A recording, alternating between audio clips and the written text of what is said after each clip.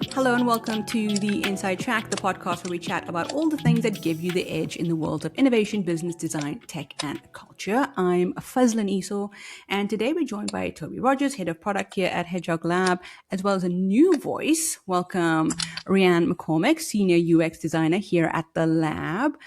Before we jump in, Rhea, I would love to know a little bit more about you and your journey here at Hedgehog Lab.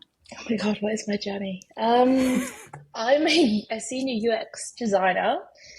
So I actually looked after one project continuously for a pretty long time. So my journey is pretty focused in one specific area, which is like aviation. So I tend to know a lot about planes, which is fun with like pub quizzes. I have a lot of random knowledge. That's a great skill to have. That just niche down into aviation. Love it. I did threaten that I'm interesting with intros because I'm like, what is my specialist? I swear, I cover so many areas that sometimes I don't even really know what I do. But like, I'm interested in most problem solving things with technology. Sort of covers most of it. I used to be a commercial web developer. Worked with a lot of like old school web tech, like WordPress and the such, which is like rapidly going out of fashion. But yeah, I still do a lot of like web coding type things. I was a Raspberry Pi bunny back in the day. Yeah, built some like robots as a kid. So yeah, weird field of knowledge. Love it. Is that a journey? The Raspberry Pi journey is making a huge comeback with CyberDecks. I think they're sort of taking over TikTok. Oh my God, no. Don't get me down that rabbit hole because I have been trying to work out if I can convert my old Tamagotchis. I'm down that rabbit hole as well. I'm looking at various things that are just like, what can I turn into? All the girly-fied ones as well. I'm so here for it in the Instagram culture these days. Love it. So let's jump into what's been happening this week in the world of tech and innovation. As usual, we're going to kick off with an AI topic. This one is a very niche one. So AI is increasingly becoming the invisible layer when it comes to recruitment and hiring for both applicants and companies when it comes to job applications, searches, interviews, assessments. At the same time, layoffs and hiring slowdowns are increasingly being blamed on AI. So much so that China has just made it illegal to fire humans if an AI takes their job. Have we, in the pursuit of more efficient systems, ended up with less human ones, where often the end result is just two systems that are engaging with each other? And what guardrails should be put in place to protect real-life human roles and interventions as we step into a more AI-first world? I think this is super interesting, and both things are really closely linked. I think it's interesting talking about sort of regulation and guardrails around AI in specific roles and stuff like that. The China thing is really interesting because I think we're probably so early in our sort of AI revolution and AI journey that we don't know what we need to protect in terms of jobs and roles and what actually is going to become obsolete anyway. And I think we're really bothered about kind of AI taking jobs to the point where we're not looking at actually what does that kind of shift in employment and work actually mean. So I left school in 1997, I think. The year I was born. Sorry. Thanks for that. Wow. so when I left casually school, throwing that one out there. But when I left school, the job that I'm doing now did not exist. It did not exist in the way that it exists now anyway. There must have been product people doing product management type work with software. But the product manager role didn't really kind of explode until we had like SaaS and the App Store and smartphone apps. And that's when that shift happened. When I left school, I couldn't have envisioned what I'm doing now. What I wanted to do was I wanted to be a magazine journalist, and I wanted to write for the NME, and I wanted to do those kind of things. And I did media studies at university and cultural studies and stuff. And I ended up working as a journalist in one of the professions that was massively disrupted by the internet, and to the point where you can't really have a career as a magazine journalist anymore, because that doesn't exist, because the kind of free access to information online meant people didn't buy magazines anymore. And I think AI is doing a similar sort of thing, and we're not looking far enough forward into what changes happen in the future. A really good, I mean, and that's what's happened in like nearly 30 years. But if you look back like 100 years, talk about roles that didn't exist that don't exist now that existed then. A really good one I was thinking about was the idea of like lamplighter's who used to go around and light all the street lights, and like, initially with like candlelight and then gaslight, and then that is made obsolete by electricity. But what happens if there was some sort of China style rule that had said this job must be protected? Would we have evolved, be in a world now where like there was a person who had to go around and switch on every single streetlight, and kind of what implication does that have, and what impact does that have? But then you think, but without the advent and evolution of electricity, we wouldn't have the roles that we're doing now, and all of this sort of job creation and wealth creation wouldn't have happened. So should we have protected the lamplighters, or should we have let their role kind of disappear and evolve into something else? And I think what we need to be thinking about is what is really being made obsolete by AI to enable us to kind of grow forward into the future, what actually needs to be protected.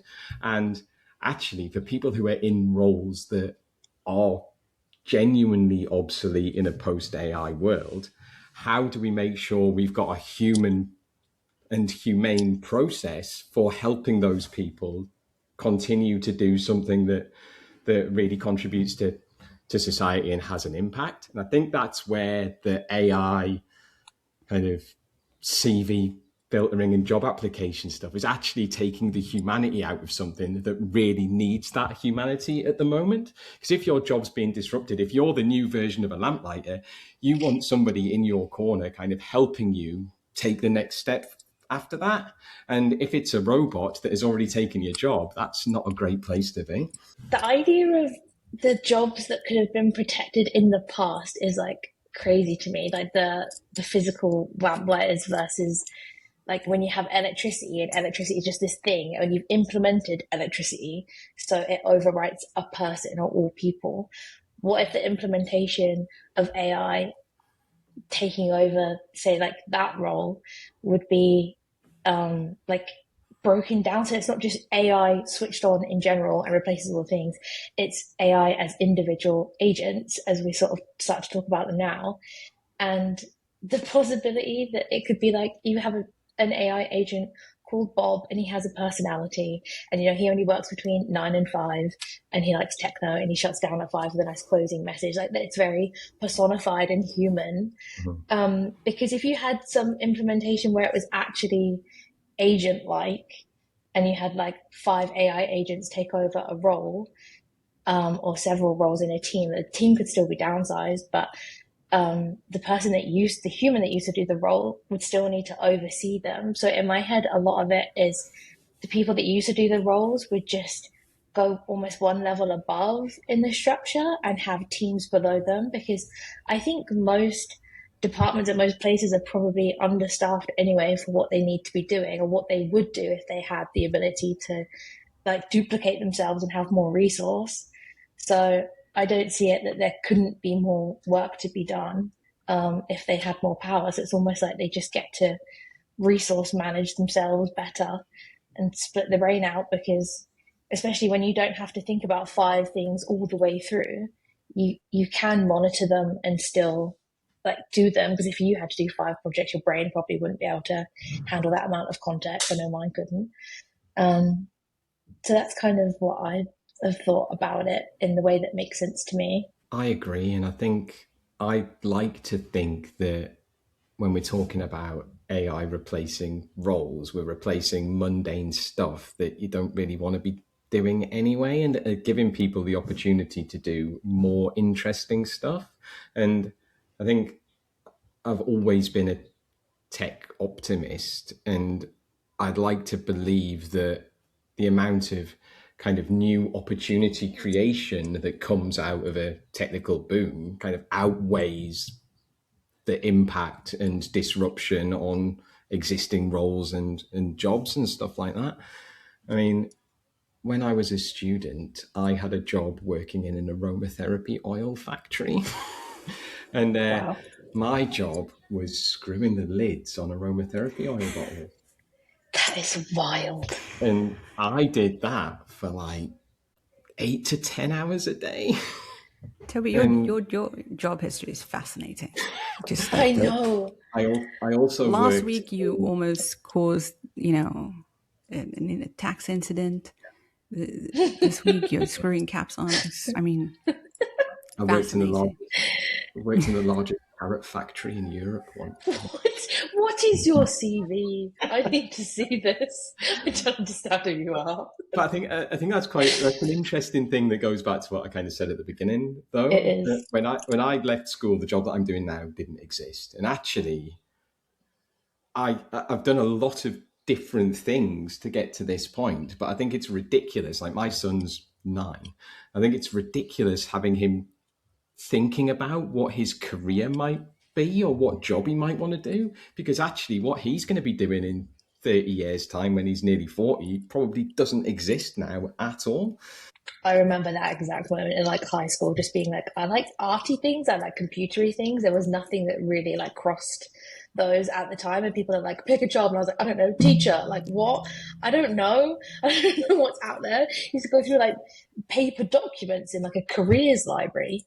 But yeah, kids, I think it's like, it's just an evolution. You just have to be open minded to things and doors open, because if you don't know what's out there, like you don't know the next steps. So it's always like little steps and like people being willing to like have a look and have a like play around with things.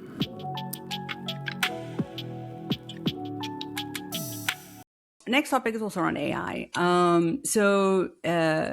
South African parents, so my home country, are now being encouraged to think about AI policies inside their homes. As children, obviously now interacting with AI on a daily through school, entertainment, social platforms, the little box, Alexa, Siri, Google that sits on your countertop.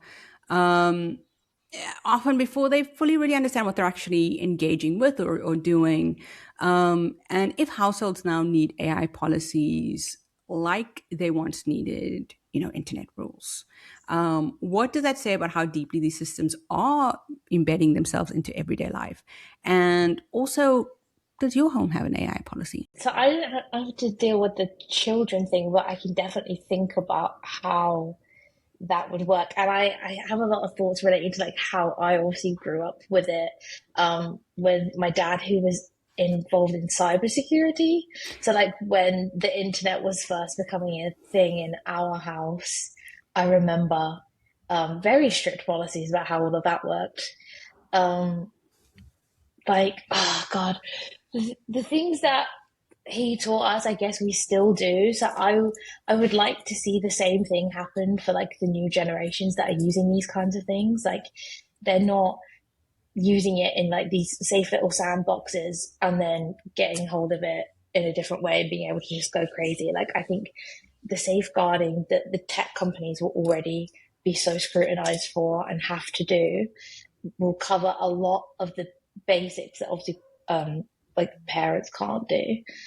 Um, but when it comes to like teaching the next generation how to still like critically think and creatively think and like story tell and like nice things like this, because I know there's so many students that are using AI for like essays and things now, and I can't believe I just missed it during my dissertation. I would have loved to have had that around. I can't believe it. But I know like I wouldn't be able to think things through the same. I would be heavily relying on it.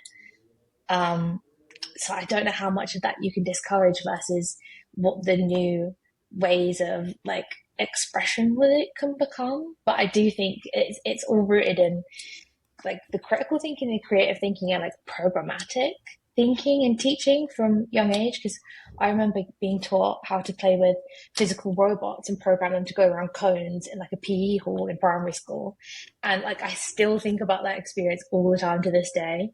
And I mean, it must have advanced since in the past years, but that kind of school process, keeping up with that AI technology, um, to enable them to actually use it to solve problems, not just rely on it as like a second brain. I've got a lot of thoughts about this. I can imagine. A bunch of different angles, but I absolutely agree with Rheanne around like the critical thinking and uh, kind of making sure that that isn't something that is swallowed up by technology. I think I think AI tools can be fantastic thinking partners, but I think there's a point where you need to make sure that you are not abdicating your thinking to some tech. And I we're talking about like jobs and careers. I spent like 7 years working in ed tech. I used to be a school governor, and both my parents were teachers. And my mum, who's retired now, was one of the people who kickstarted Sure Start in the UK, which was kind of early years education and family support for people in low income areas in the UK. And she ended up talking to Tony Blair about it at Downing Street once. So I've kind of steeped in like education from being a kid. And one thing that I think this is all about education, but I think we're so early in the kind of AI journey as well that nobody knows what that education needs to be like. I mean, we're all working for a tech company. We've been playing around with LLMs since ChatGPT launched, and we've been doing AI stuff since before then, and we're still just kind of figuring this out. And think about how the kind of the position the rest of the population who don't have exposure to tech and aren't involved in these conversations are in. And I think actually rather than thinking about what your home AI policy is, I think there's a lot of onus on our tech companies to define what safe and good looks like. And I think there's a massive need for our education system to make sure that our kids are educated in a way that they are able to kind of understand and evolve with the world that's kind of happening around them. So my kids are using ChatGPT and stuff, but we're doing it together and we're doing it for interesting things. And I'd like to think we're kind of doing the robots thing that Rheanne's talking about, but with AI tools, and we're like making movie posters and we're doing a bunch of stuff. But I'm trying to do that in a way that doesn't stifle or abdicate my kids' creativity. We use it to like do fun stuff together, like make games and stuff. And I think for me, it's about making sure that we're giving kids in our families the right tools to be able to manage this stuff properly. That's awesome.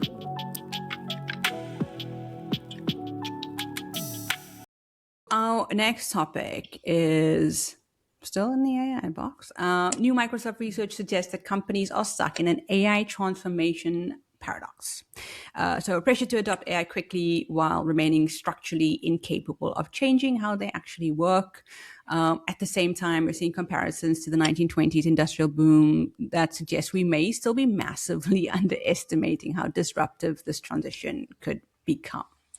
So once again, we're seeing that the biggest barrier to AI adoption is not really the technology itself. It's really the organizations that are built for this sort of pre-AI world. So if AI requires completely different ways of working, can today's companies actually adapt fast enough? Or are most just layering AI onto outdated systems? I think for a lot of organizations, it is layering AI on top of existing process, and that's AI adoption. It isn't transformation. And there's a good parallel here with kind of the agile transformation stuff that happened over the last decade or whatever, where all these really big corporate style organizations decide, right, we are going to be an agile organization. We are going to transform into an agile organization and use agile ways of working and all of that kind of stuff. And mostly what happened is they continued to do exactly what they were doing beforehand. They just had some different ceremonies in their processes and some different documentation. And actually, they kind of, for an organization that probably worked in a very waterfall way for product development, would end up still doing that, but bolting on stuff like 2-week sprints and scrum ceremonies and things like that. So I used to work in a really big utilities company, and I talked about last week about how I accidentally billed someone for like 20 million quid. And I worked on their massive kind of billing system rebuild. And that was a full-on waterfall style project where they had written a spec for a billing system 5 years before it actually ended up getting implemented. And the whole project was delivering on this spec, but a bunch of regulation had happened and a bunch of change had happened in the utilities industries in that period of time that just wasn't taken into account because it was already in flight. And after I'd left, that company did an agile transformation, which ended up with them doing exactly the same thing, but suddenly had kind of stand-ups and sprints and retros and stuff in that process, but they were still delivering on a thing that they'd planned out like years beforehand. And I think AI transformation requires agility. And I think Clay Christensen talks about it quite a lot in The Innovator's Dilemma and The Innovator's Solution, saying that like big organizations are unable to innovate because of all the bureaucracy that underpins everything that happens within them. And small organizations can because they're not hampered by that. So I think the kind of AI transformation will happen not with kind of incumbents, it'll happen with new companies and new startups, and they're going to be the massive incumbents of the future.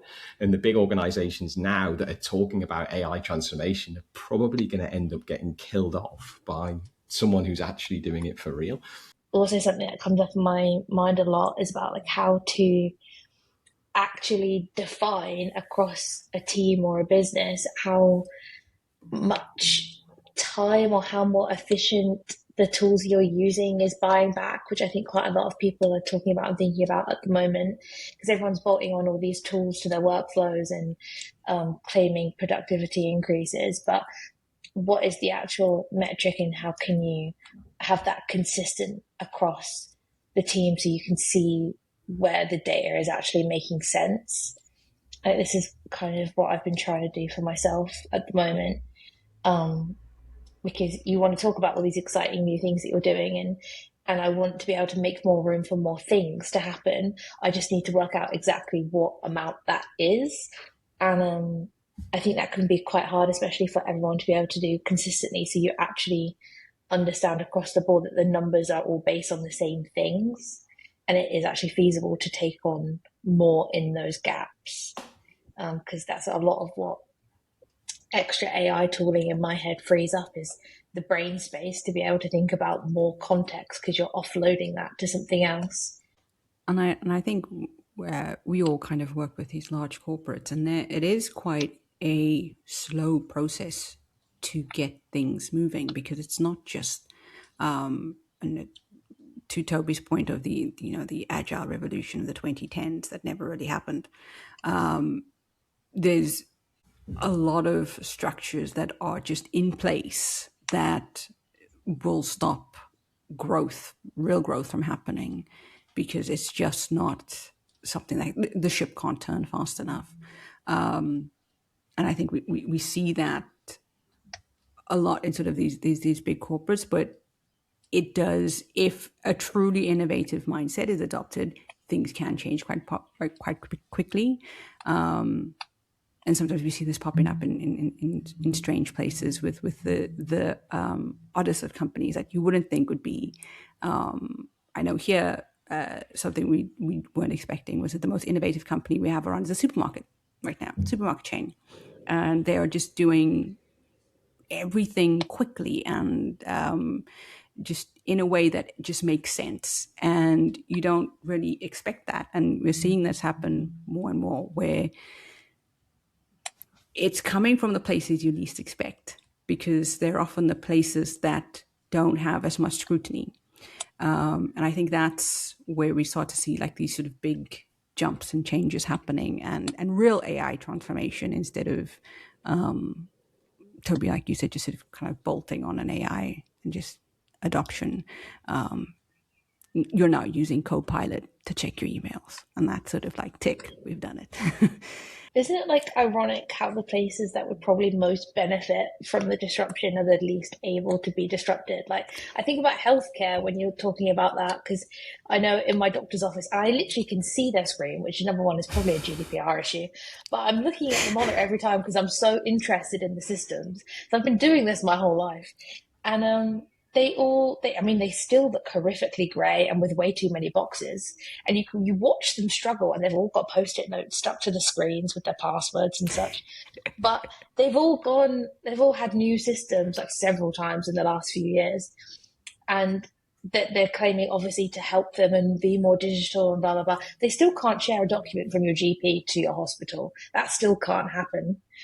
So it's like there's so much technology could do for these instances where it'd be so useful, and they can't fix these horrific systems. It drives me crazy. It's like we were talking about before. It's all the kind of bureaucracy that exists within all of these things. In that kind of example that I was talking about a utilities company, in order to do something, in order to get something signed off to do, like a new project or an idea or whatever, it's like, I've got this idea, I want to do this thing, it's gonna make this difference. Like, right, well, you need to write a business plan for it. Okay, do that, fine, right? And then you need to submit it to this steering company and steerco, and they'll decide whether it's going to be something that we could like potentially resource. Like, well, it's just me, I'm just going to do it, it doesn't need to be resourced. And they only meet once a quarter, so you need to have submitted it by this date to meet this meeting, otherwise it's going to have to go to the next one. Like, yeah, but by the time it's gone through this process, we're going to have missed the opportunity to do this thing, so why don't we just do the thing and get rid of all of this stuff? Like, no, but that's not how it works. And I think that's the thing that will drag a lot of companies during kind of an AI transformation, and it's the small scrappy startups that aren't trapped by all of that are able to have an impact, or kind of organizations like when we're talking supermarkets that are in a space where innovation can happen in a different kind of way. Yeah, that's less regulated. I mean, it's also sometimes the innovation goes in the wrong way. There's a story out of the US where they now have ghost ICUs, so emergency rooms that don't actually have any emergency doctors on staff, and they all telehealth in. So you show up at an ICU and you expect to see, emergency medicine practitioner, and you just get sort of nurses or people who can't really do much for you. And so there's a call out to people to make sure that if you go to an emergency room, to make sure that you ask the question, are they actually emergency personnel on staff? Or do they telehealth in? And that's sort of that's maybe that's gone in the wrong direction. At the sort of, behest of, we want to be innovative and have more, sort of more emergency rooms and more ICUs and more people be able to get treatment and sort of those sort of things, but at the cost of care. And I think that's sort of like the the other side of the coin is like, what exactly are you innovating, and how are you innovating it? So yeah, so be careful if you're in the US, in general. Full stop. Don't have anything more to add to that. Just be careful if you're in the US. Awesome. So to finish off, we always like to ask what has inspired you this week. I know both of you have kind of had, so you've had a product meetup. Rheanne, you shared some really awesome products that you've been building sort of in your spare time. So yeah, what has inspired you this week, potentially from those things, but also just in general? Rheanne. I'm like, what have I been doing? Everything moves so fast. Discover new things every day. It is all the agentic things at the moment. It's kind of what I'm harassing everyone about to tell me what, because I've discovered this new term, agentic orchestration. That's my new favorite term of the week. Which is all about how you can obviously control agents. So rather than just having like standard LLM conversations where you're like question, answer, it's like the agentic things where they can go away and do their own stuff. So I did build a small team of 4 over last bank holiday weekend, because I decided that I wanted a project manager for my life, because I think that would be a tremendous. Just tell me what to do, tell me what the highest priority thing is at any given moment. And naturally that cannot replace all the actually good project managers that I've experienced, and it is absolutely nowhere near. But actually getting to play with those things was awesome, and I just needed like a use case for it. I was like, I can plug it into a calendar and a Gmail and things and see what comes out the other side. So that was really fun. And she's definitely gone to go get her Amazon parcel. And the other really random thing that I wanted to talk about, which, because on the list of prompty things I saw, it was like books and stuff, and I was like, don't want to admit the last time I read a book. But the last fun feature that I found was, I don't know if everyone else hates this, because you're a music head, Toby, so I'm scared to admit this in front of you. But the AI DJ functionality and the AI playlist functionality on Spotify. Oh, super good, actually. Oh, yeah. Thank God. I love it. And I'm using it nonstop, because I'm such a playlist person. Like, I will make new playlists for every single occasion. Like, I'll make one a day for a drive to the petrol station. And it's just been phenomenal for me to not have to keep manually making them, because I would always use the things at the bottom as well. So to actually have the full thing built out, and it does really cute like naming and stuff. So good. Yeah. I was really scared to admit that in front of Toby, how much I love the AI features on Spotify. I talked about them a couple of weeks ago, and the whole day list thing, because I just think it's super cool. I love the them. names are the best part about the. Literally, they're so cute. I want it to like generate the cover art cuter as well, because it's all just like AI gradients. Oh yeah, it's just like give me something more gradient. impactful. Yeah, like plug into Midjourney, do something fun there. Yeah. Although I will admit that I was very deeply disappointed in my Spotify Wrapped. I think they need to go back to I love Spotify Wrapped. The pre-AI version of that, or like a better AI version of it. I will also shamelessly admit that I do sometimes rename the Spotify generated playlist names, because I think they out me too much for what I have asked for. And I can't bear anyone to see it, the proof, to hide it. Toby, what has inspired you this week? We did our Product Tank Newcastle meetup last week, which was really good. The thing that was really interesting there, though, we had a guy called Kevin Stewart, who runs a AI consultancy, who used to be head of design for Oracle, which is one of Hedgehog Lab's kind of competitors, based out of Scotland, Glasgow, Edinburgh. He did a really interesting talk about the AI transformation stuff that we've just talked about. And the thing that really stuck with me from that is that at the minute we're thinking about AI as tech and a technology function, so that organizationally AI kind of sits with the CTO and is technical stuff that we do, but actually, in order to make that transformation work, you need to think of AI across your organization.